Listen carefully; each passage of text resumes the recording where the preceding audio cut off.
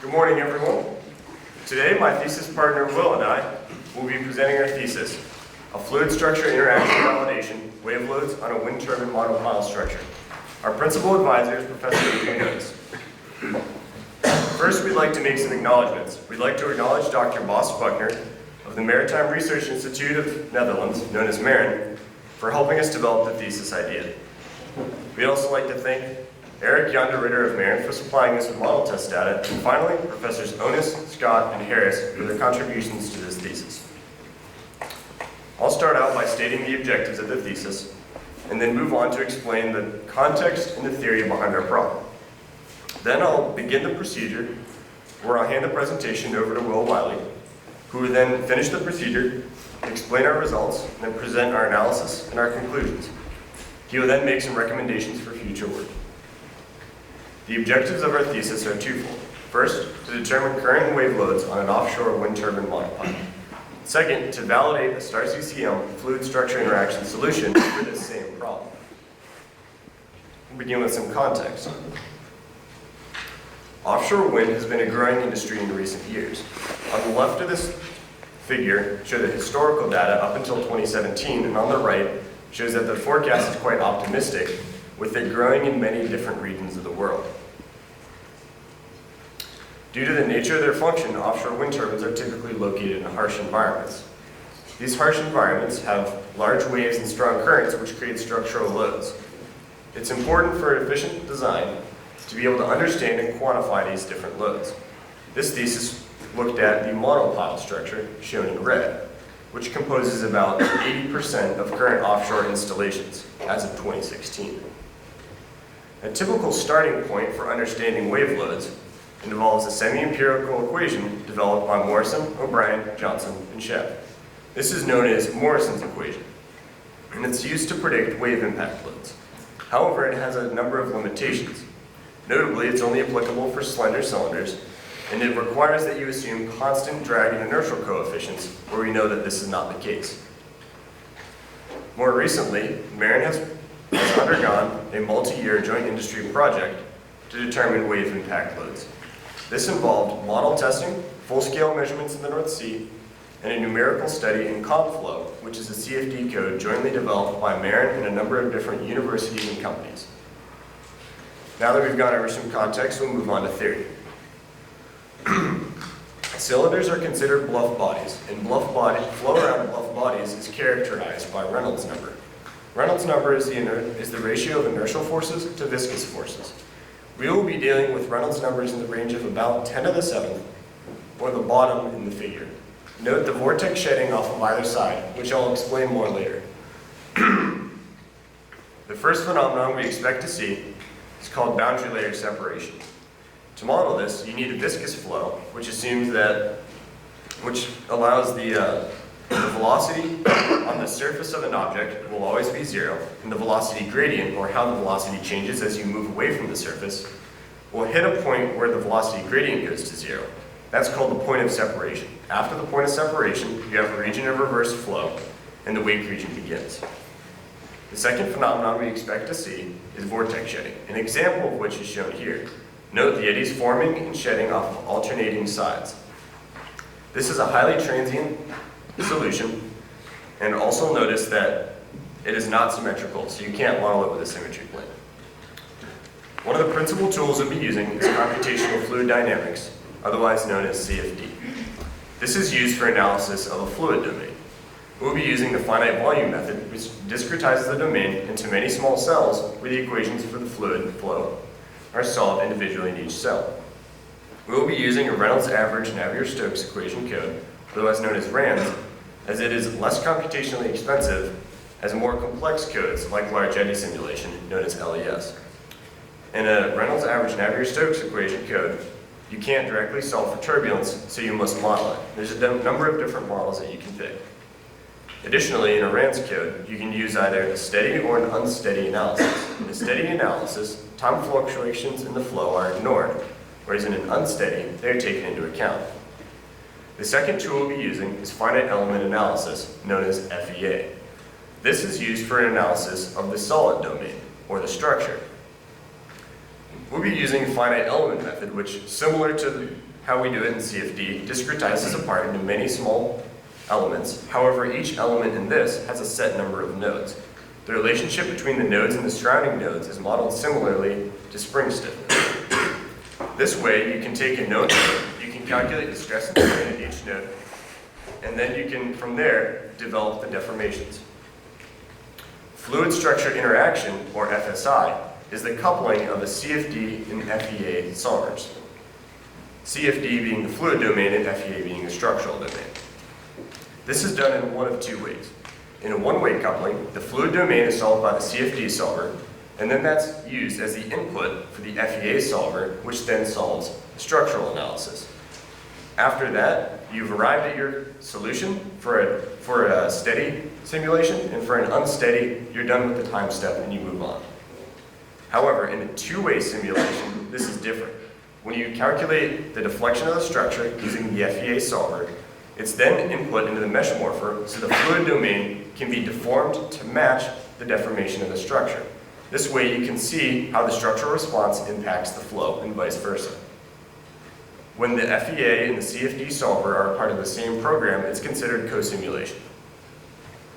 We will be modeling regular waves, which means the free surface follows a simple sine or cosine wave. For this to be physical, it must be non-breaking, or the steepness, defined as the wavelength divided by the wavelength, must be less than 1/7. The typical velocity profile for a regular wave is shown. At the crest of the wave, the particles move in the direction of the wave propagation. The first crossing of the neutral free surface, they move up. At the trough, they move opposite of the direction of propagation. And at the second crossing, they move down. The velocities decay hyperbolically as you move down in the z direction in finite depth. Now that we've gone over theory, we'll move on to procedure. For our steady current analysis, we tested the steady current at 3 separate speeds with a 2D and a 3D case for each. The first speed, 1 meter per second, corresponds to a Reynolds number where there's readily available empirical data, so we can validate the results. The second two speeds, 1.71 and 3 meter per second, correspond to the 50-year maximum speeds for the North Sea and the coast of the United Kingdom, respectively. 50-year max can be considered as statistically the max expected current over a 50-year period. For the two higher speeds in the 3D cases, a realistic velocity current profile is modeled, which I'll go into more detail about later. For our regular wave cases, we tested a regular wave that matched the model test data supplied by Mary. This corresponds to a wave height of 5 meters in a period of 7 seconds. We did 4 analyses for these. First, the CFD analysis, and then a one-way and a two-way FSI analysis, and finally, a two-way FSI analysis where instead of the wind turbine monopile being fixed in the soil is modeled with a certain stiffness, so it's allowed to rotate and translate. For the setup for our computational fluid dynamics, again, we used Iran's code for the reduced computational cost, using a K-omega SST turbulence model. This was picked because it's better at predicting boundary layer separation. We used all Y plus wall treatment, as Y plus values near stagnation points can be difficult to control. We used first order regular waves for simplicity and second order time discretization, as first order can be too dissipative. In any CFD setup, it's a balancing act between computational cost and accuracy of the solution. A larger domain with a higher density mesh and a smaller time step will make a more accurate solution, however there are diminishing returns. The smaller domain with a smaller mesh and a larger time step are much more feasible. So you need to find a happy medium point in the middle where you have an accurate enough solution given an expected amount of error, but it's still feasible to run the simulation on the resources available.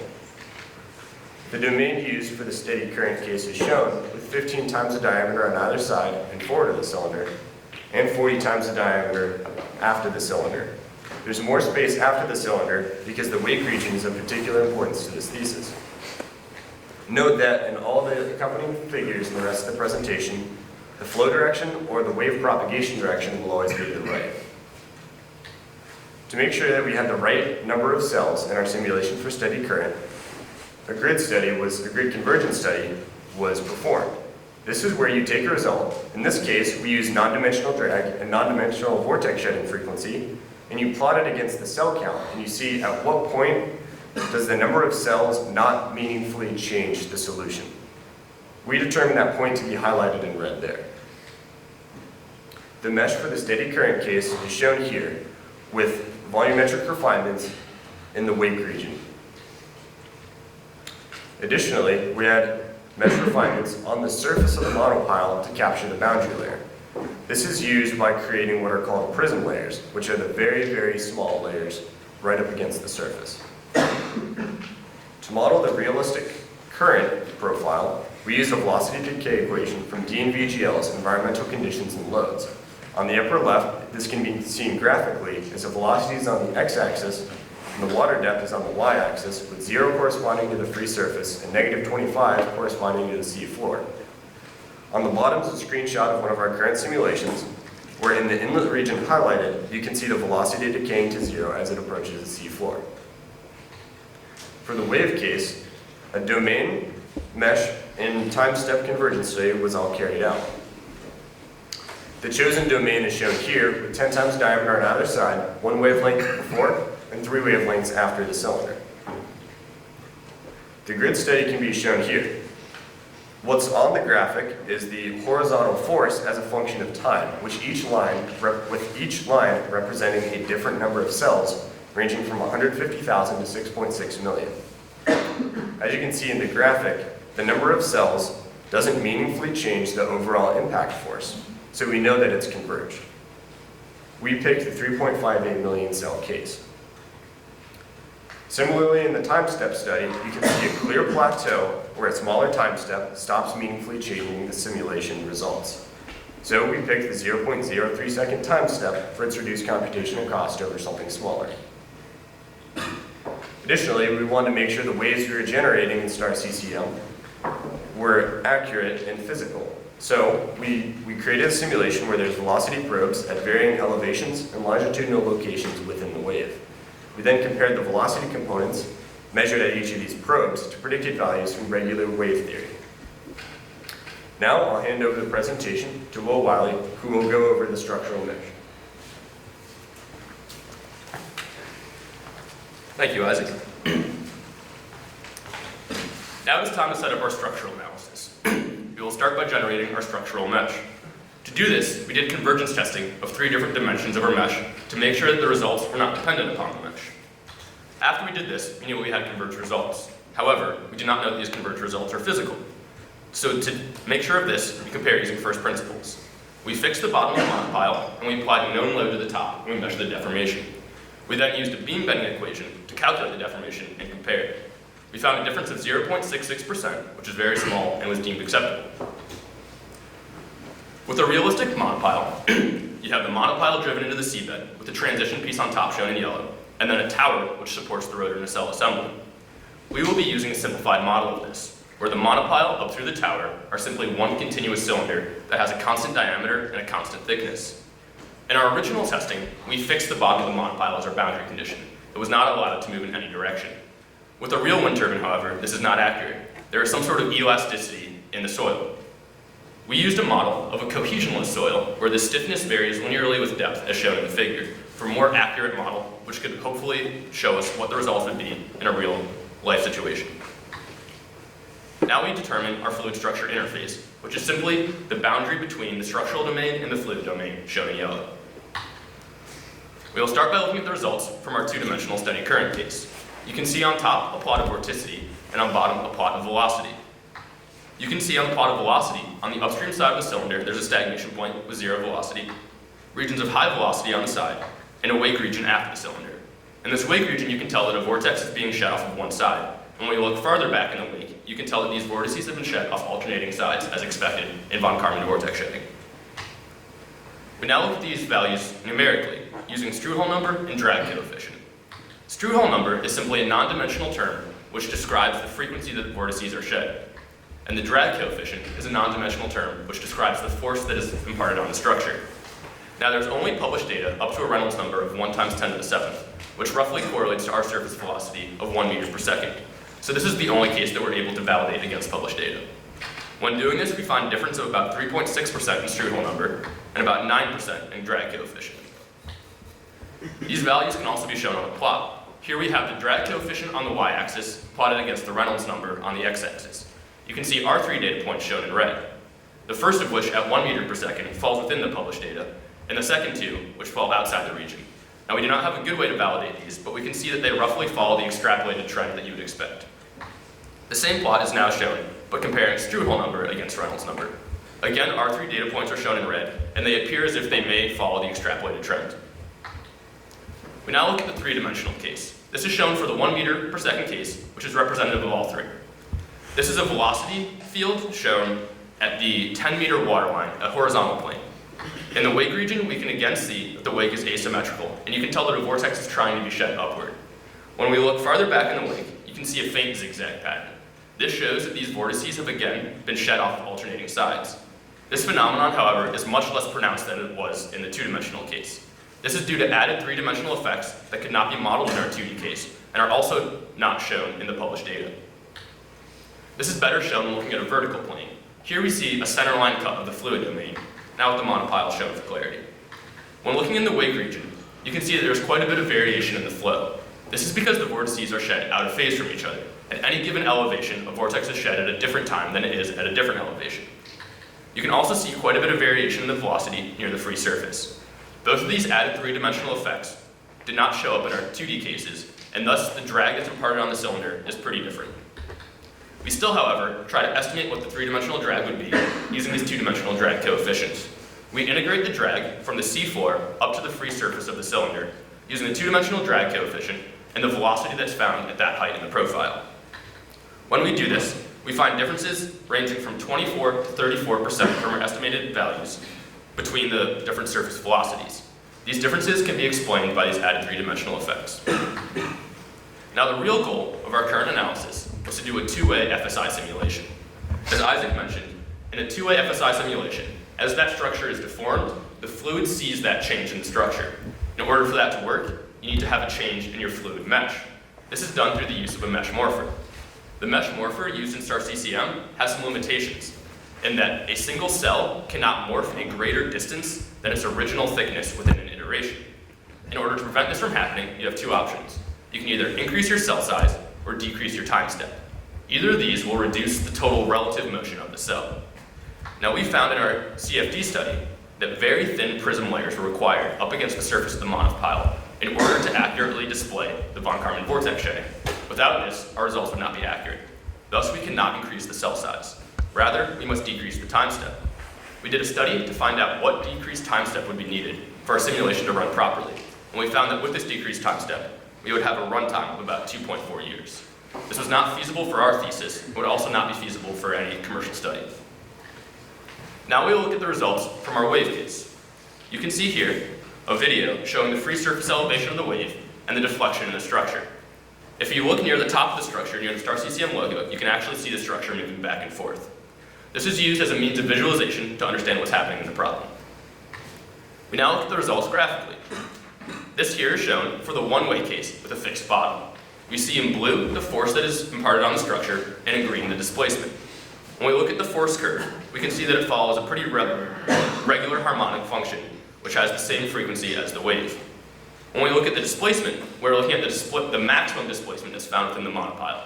This occurs at the top of the monopile. You can see that the response function roughly follows the same path as the forcing function. However, there are smaller harmonics that are buried within the signal. These have to do with the natural frequency of the structure, which is what the structure wants to move at. When we look at the same plot, but now shown for the 2-way case, again with a fixed bottom, we again see that the forcing function follows a pretty relatively regular harmonic, matching the same frequency as the wave. And again, the maximum displacement shown seems to kind of match this frequency. However, the smaller harmonics that are buried within are much less pronounced. This is because, in the 2-way case, the fluid can see those accelerations of the structure, which creates a new term called added inertia. The added inertia essentially makes it harder for the structure to move as it wishes. And thus, these smaller harmonics, due to the natural frequencies, are much less pronounced. Now again, we look at a 2-way case, but now with a soil stiffness model rather than with a fixed bottom. The blue line showing force and the green line showing the maximum displacement are relatively the same. However, there is a new line shown in purple. This is the displacement of the base. Now the structure is not only rotating and deforming, but is actually translating. When we look at the distance between the purple line and the x-axis, this is the distance that the base is moved, or the total translation of the tower.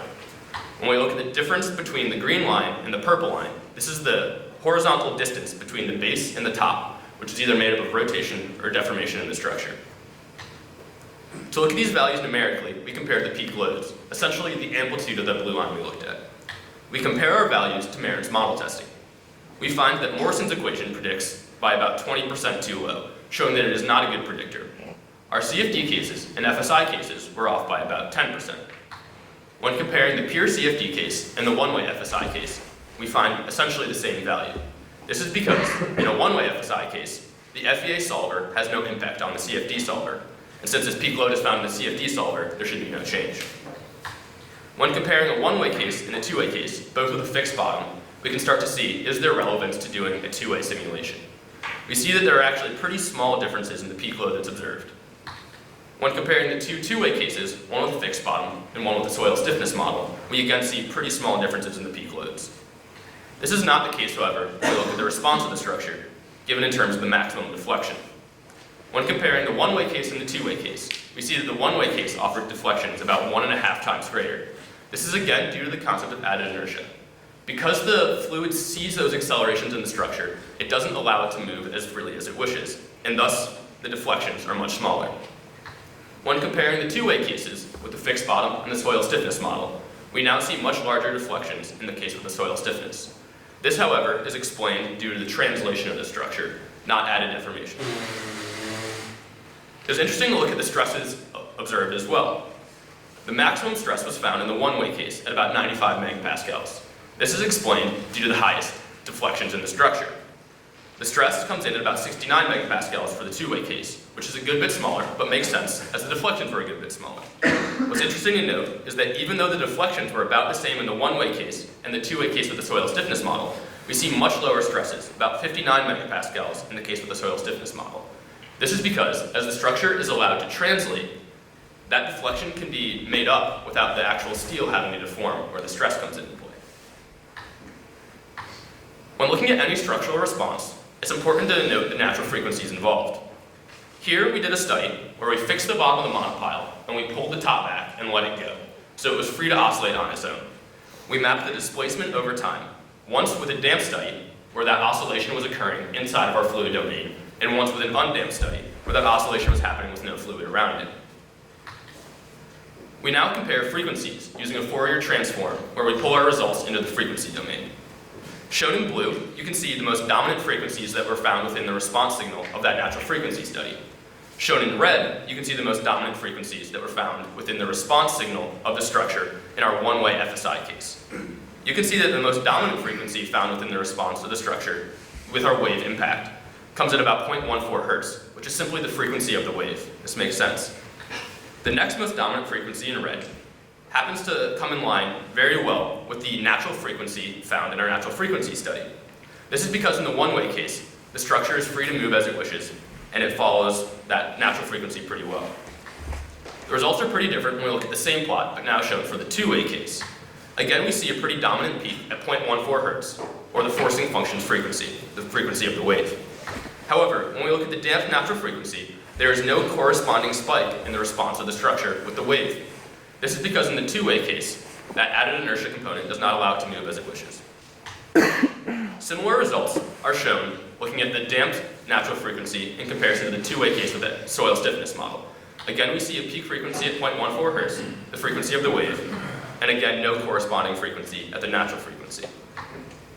In conclusion, we were able to determine the loads and responses due to current and waves. We found that a two-way FSI study for a steady current case is not feasible due to the small cells that are required to accurately model von Karman vortex shedding. When comparing a one-way simulation and a two-way FSI simulation with the wave study, we found that there was a pretty small change in the loads observed. However, there was a pretty significant change in the response given in terms of displacement and in terms of stress, which points to the relevance of using a two-way FSI simulation. We also found that the use of a realistic seabed model can have pretty significant impacts on the response. This makes us want to look in further detail into these seabed models. We'd like to make some recommendations for future work. First of all, We chose our wave parameters to match those used by Marin so that we could compare our results to theirs. However, where these wind turbines are placed, there are often much larger waves, or perhaps breaking waves. It would be interesting to look at these, as they would have more significant impacts on the structure. It would be also interesting to look at a wave that could potentially create resonance with the structure. This would involve a wave that has a frequency that matches the structural frequency, or about 0.5 hertz.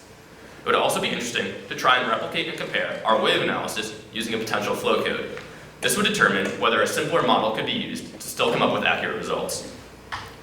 Now, this is a recommendation that just goes out to the freshmen. If you guys were interested in our steady current analysis, Isaac and I could press play on our two-way FSI simulation, and then 3 years from now when it's done running, you guys could analyze the results. We now ask that you hold any questions until after Will Harris has presented his thesis. Thank you.